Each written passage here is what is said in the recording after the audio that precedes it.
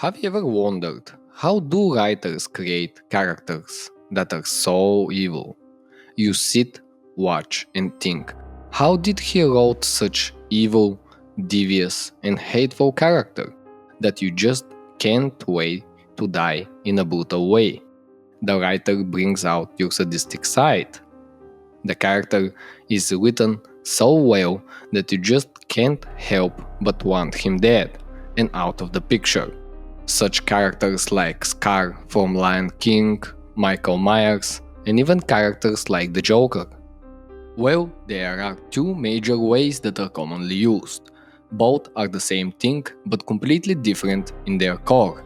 Those two types split into many subdivisions that fall back into those two categories. So today I will introduce you to those concepts, how they work, and in the third part of this video I will show you how you can use them in creating your own hateable characters, and I will tell you why, in my opinion, the Joker is one of the greatest movie villains ever created and how he works. So stay till the end to find out.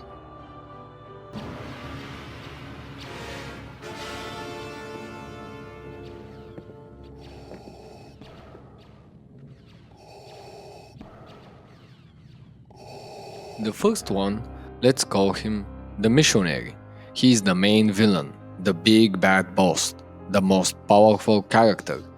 Well, most of the times, he is the masculine guy, the strong boss woman in the story.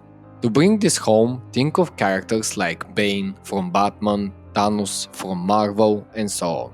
These characters are evil, but what puts them in this first category is the fact that they keep their word. They had a traumatic experience and they decided to go the evil route, to conquer the world and rebuild it as they envision, to make it better, to rule over everything. They have a specific agenda. If the world didn't happen to them, they probably would have been a good person. But this is only one part. There are more subcategories and I don't know all of them since there are a bajillion movies out there, but we'll look at a few. Another variant is the type that is motivated by money and power, since they go hand in hand, the greedy one. But again, their goal is clear. They will do anything for their wealth. They will kill, they will enforce, but they stay true to the fact that they aren't cowards. These are people like the Scarface. They are the bad guy in the eyes of the public, but they are honest. They believe in their principles and will do anything if they believe in it. They don't break character, almost never. That is one of the most distinct qualities of the missionary big boss type. They stay true to who they told the audience they were in the start. Same goes for people like Michael Myers. He doesn't break character. He is a psychopath that has one motivation: to kill. He feels joy in it, same as all the others. They all had something happen to them, losing someone or anything, and they transition. There are a lot of twisted variants, some are just pure evil. They just want the world for themselves. But those ones are harder to write, because if you do a bad job with them, they become really boring. They are characters motivated by their own imagination of things. Like I said, serial killers, but if you dig deeper, it all boils down to the very same thing. They are who they are because something happened to them and changed them. Even characters that aren't human, demons, let's say, they still are mad at God for whatever reason, and that's why they are doing what they're doing. But as I said, they're different. They don't hide, then they don't sneak, they show the world, hey listen, I am bad, evil, tyrant even, and there's nothing you can do about it. All of this shivered down to one core, the big bad boss. And moving on to the second type, which is the coward snake category. But before we continue, I just wanted to ask you to leave a like and subscribe for the channel. Thank you all for the support. Leave a comment so this video and all the others can reach more people and entertain and educate as much inspiring writers as it can. Thank you again, let's continue.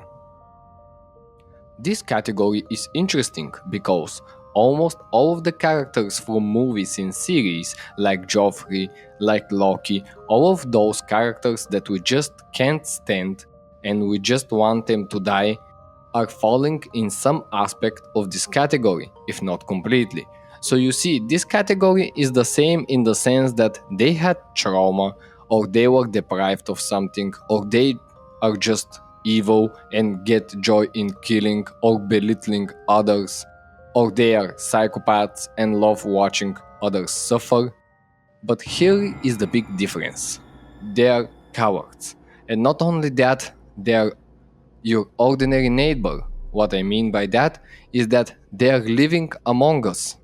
They don't go out there and tell everyone what they will do. They hide. They sneak in society and act as if they are one of us. But they are willing to betray anyone, to steal, to kill cowardly, to basically do anything in order for their own ass to survive. They don't have anyone dear.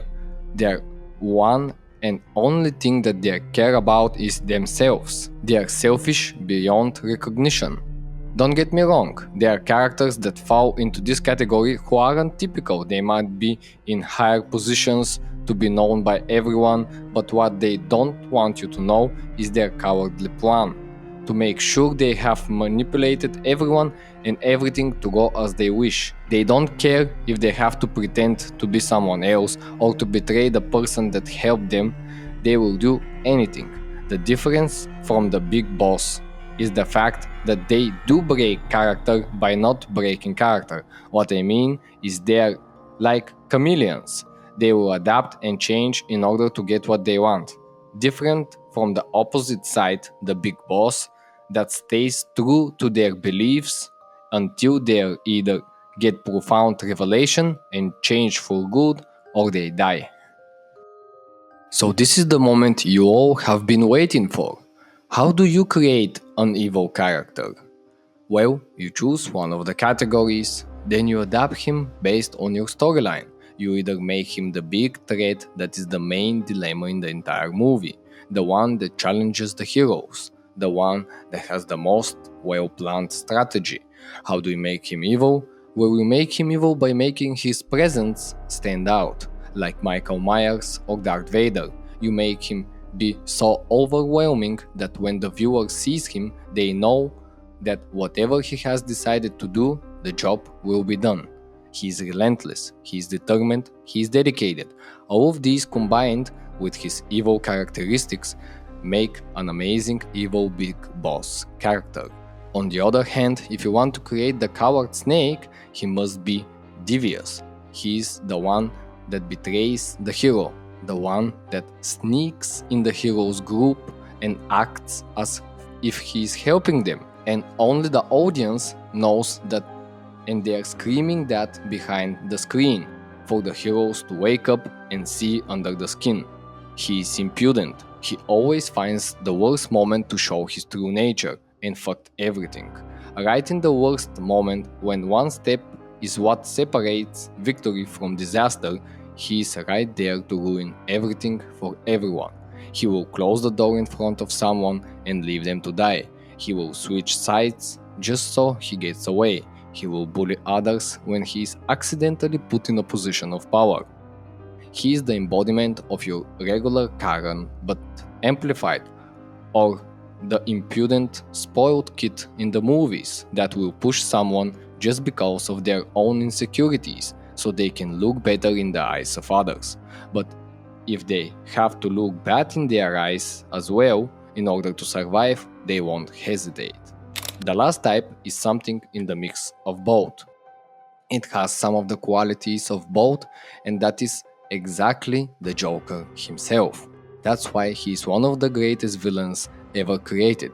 He is complex yet simple. He has personalities from both types. He is the big bad boss, but in the same time he is sneaky and will trick you or he will betray you. He is a manipulator, but that's why, other than the Joker, there aren't very much characters in this third category, since it is one of the hardest to write.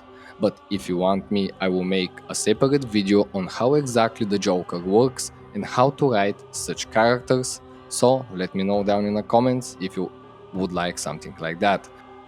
In both scenarios, in both categories, what will make your character more believable and real isn't how good of a writer you are. It is how good is your ability to put yourself in the shoes of your character. You have to write them as the good guy. What I mean is every single person believes that they're doing the right thing, even if it is the wrong thing all along. So you must write them as if they're the hero in their own story, to make the audience feel how your evil character believes in all their heart that they are right and everyone else is wrong. Only then you have truly great villains. Hannibal Lecter, Darth Vader, the Joker, Joffrey from Game of Thrones, all of them believe that what they do is okay, right or proper, because you know they are delusional, but they don't think so, and that makes it all the more annoying and hateful. That makes them a hated villain to remember. So you all too must remember that. Thank you for watching and see you next time.